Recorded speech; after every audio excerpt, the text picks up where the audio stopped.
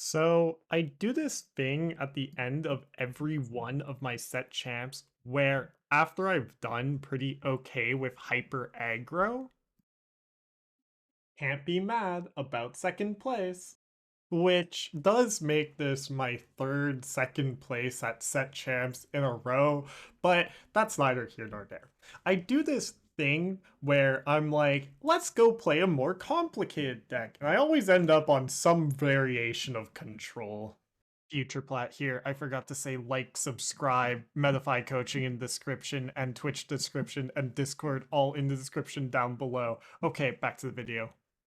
And like, control's always been a weird archetype to define in like most card games, but largely speaking, it's any sort of game plan that involves denying your opponent's game plan, which gets semantically messy because, like, is Amber Steel control? Is Ruby Sapphire control? All they want to do is control the board by wiping it after ramping a bunch. Regardless, that semantics is not something I'm interested in today. I'm interested in Amber Emerald Sing Together control with everyone's favorite potentially demonetizable card, Street Smart Dog. Okay, like, I can say Tramp Street Smart Dog, but if my YouTube channel no longer exists after this video, you know why. Anyways, back to the matter at hand. Sing Together is one of those decks that ended up in that awkward space some control decks end up in regardless of the card game, where it has a very difficult game plan to effectively pull off, let's say. Like, if you're playing Ruby Sapphire, you know largely what you need to do. Ramp to 7 or 8, play Sisu, play Be Prepared, play either mana or whatever your win condition is, and win the game. But in Sing Together, it's like, okay, let me play my turn 1 Diablo. Oh, you have 3 removal cards and I only have the 1 bare necessities in my hand. Okay, that means I can't safely shift into Diablo because then you're just going to kill him. So what do I have to do then? I need to go for like Prince John or Ursula next turn and try and snipe out 2 of it. If you kill that, anyways, you get the idea. And on top of that, trying to find the lines that let you win the game has often been fairly inconsistent with this deck just because of how reliant you are on the card draw of Diablo and Prince John. Prince John not being able to be played until turn 3 is actually a big deal, and Diablo being just the most hated card on in Lorcana, where every deck is packing some sort of answer to him, makes it so that the deck often encounters bricking issues. Quick side note, this is in no way saying that Ruby Sapphire, Amber Steel are easy decks to play. In fact, quite the opposite. The nuance lies in how you get to your hard lock board states with those decks. And oh my gosh, anyone who's played these decks for any extended period of time knows how weird your lines can get to winning the game. Anyways, back to the video. So, yeah, when you have a deck that needs really specific cards at really specific moments in order to properly win the game, you encounter a lot of scenarios where you can't effectively win when either A, you don't know what your opponent is playing, because then you don't know which cards you need to keep. You're not going to be keeping Ursula Deceiver into a deck that runs no songs, but you will be keeping bare necessities into an all locations deck. B, you just draw the wrong game plan. Say, for example, I draw my Diablo draw engine and none of my discard to get rid of songs, and I'm playing against Amber Steel, and similarly, I don't find my Aerial plus a 3-drop in order to sing Under the Sea on time against aggro decks. You just struggle a lot. Enter the Street Smart Dog. Street Smart Dog has the great bonus in this deck of you're able to now find your weird game plans for specific matchups when you need them. Because oftentimes, if you've ever played with this deck, you know that you just end up with like 3 cards out on the board that you can't be questing or singing with just because of how vulnerable they are. But that opens up your ability to play Street Smart Dog and actually draw through your deck in order to find some of the specific cards that you need in order to win the game.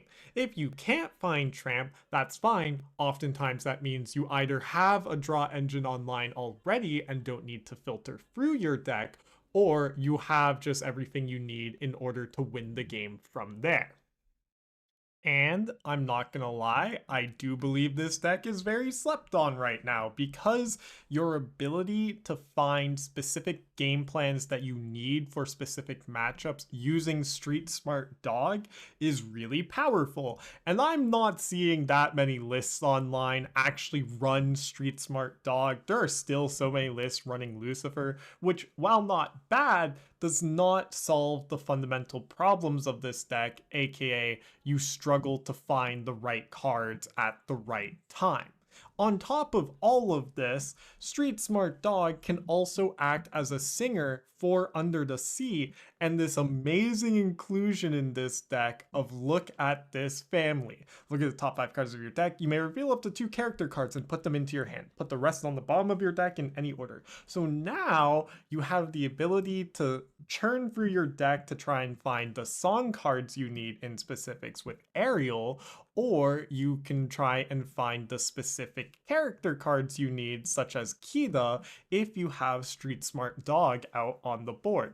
In the previous example of what I described, where you're playing Street Smart Dog, where you've like played your 1-drop, 2-drop, and 3-drop, but you can't really do anything with them yet, you can then play Street Smart Dog, try to find Look at This Family or Under the Sea or Kida, to then follow up the next turn with, if you don't have Kida in hand, singing Look at This Family to try and find her, playing Kida, singing Under the Sea with your other characters, winning the game that way. Are you starting to see why I'm calling this deck convoluted? And you might be looking at the timing of this video of me discussing this deck and going, what? Set 8's right around the corner. We don't know if this deck is gonna be good still. And I say, yes, that's true, but this deck has been around for a long time now. Oh my gosh, ever since Diablo was printed in set 4, this deck has always been a solid play, rewarding those who put the time and dedication into learning it. Will I say it's always the best play? No, absolutely not. With Street Smart Dog, though, I do want to say it's probably the best it's ever going to be before rotation hits. I have so many thoughts and feelings right now, but this is the deck I'm keeping an eye on for set 8, just because set 8 doesn't look like it's going to be impacting this deck's viability all that much, which goes back to this idea of it doesn't matter what deck you play so long as it's able to pull off an effective game plan and you are practiced with it and comfortable with it. Don't play some random deck you've never played with before. Play the deck you're comfortable with that you know can win games. And this deck does that in spades now with Street Smart Dog. I can't stop glazing this card. It's like made 3 whole archetypes valid all in Amber. Sorry, 3, 2. It's made 2 whole archetypes meta, or a whole new ink combination meta, just by its lonesome. So yeah. But holy crap, do I love it. I love it so much. I get a sick sense of satisfaction every time I shift out Diablo and sing the bare necessities, forcing my opponent's only removal card out of their hand and then just popping off from there. Or just playing Kita and singing Under the Sea as my opponent's hopes and dreams leaves their eyes. Also helps that you have a decent matchup into Ruby Sapphire. Not like I more practice is needed because the current build that involves all of the item shenanigans has been actually a bit of a pain to navigate matchup wise. You really need to hit your bare necessities turn 2 in order to snipe out Maurice's workshop or whatever else shenanigans is in their hand, but that's neither here nor there. It's a very strong deck, and I've been loving playing it so much, as evidenced by my stream. Sorry for the recursive platypus, but 4-1 here was my win rate on stream with it, and then off stream I've had fairly similar success to it. So I'm really hoping this deck ends up good next set, and it probably will. The trick with a deck like this is that it has the ability to adjust its number counts in order to deal with specific metagames. Like if there's a lot more aggro, we run more muses and like just early challenging characters. If there's more slower game plans, then we just bump up some of our discard counts, which we're already at basically the max you should be running. 4, 8, 12, 16.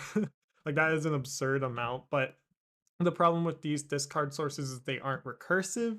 Either way, stuff to solve. There is also Ursula that is recursive. Anyways, I'm getting ahead of myself. So yeah, and part of why I really enjoy this deck is just with all of the weird sort of shenanigans you can do between the muses and Ariel and even your Ursula, where you can bounce your own characters back to hand to get more value out of them. And it's so much fun. I love it so much.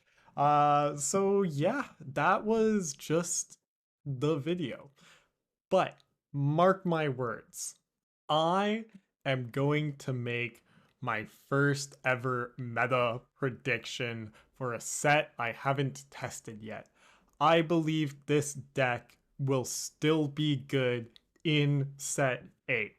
Very bold of me, I know.